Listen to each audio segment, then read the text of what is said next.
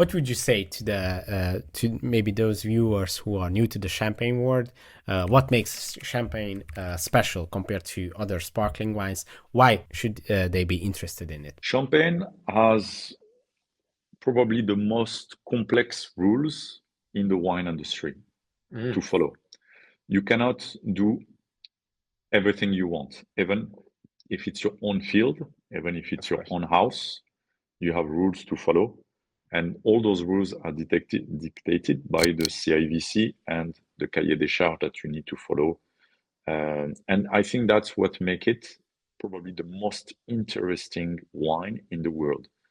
Um, Supply and demand is totally managed by the CIVC. You cannot Yeah, just come and pick the grape by machine. Everything has to be picked by hand. So the level yeah, of quality is also very, very high. So again, it's all those rules that make it sort of interesting. And once you know the deep rules of it, then you can understand why Champagne is what it is today. And through of all the course. years, Champagne has always been there as the festive wine, the celebration. Yeah, People, they were using it just for like dessert at the beginning. Now, then they were using it for apéro, but now you can have like an entire meal with champagne, with of great course. pairing, three-star Michelin. It's super interesting how the evolution has been done for champagne, and Exactly. it's not the case with so many other wine region where they probably stick to what they always been. But the one Yeah, region that I see that has evolved and changed and going up is definitely Champagne. So I of still think course. Champagne is the future, the present and the future.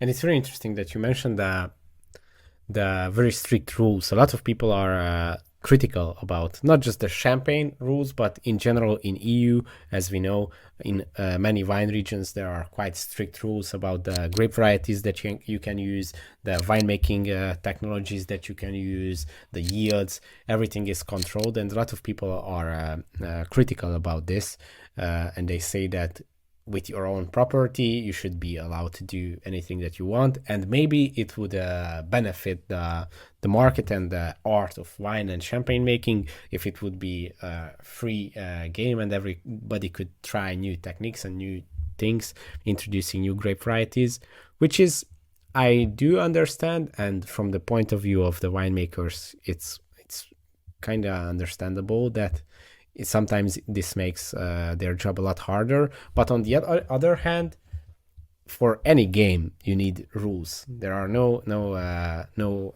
order or no fun in the world without rules. For example, there is that quote about chess, that the fact of the rules of chess, there are very strict rules, makes it such a complex and infinite combination game. And I think it's similar with champagne. Without these rules, it wouldn't be the same. So I totally agree. And the people, they are protected. The appellation is protected. Um, so it's really having like this big brother above your head. Yes, of course, you need to listen, big brother, but at the same time, big brother is helping you, is protecting you, and yeah, this is why today Champagne it is what it is.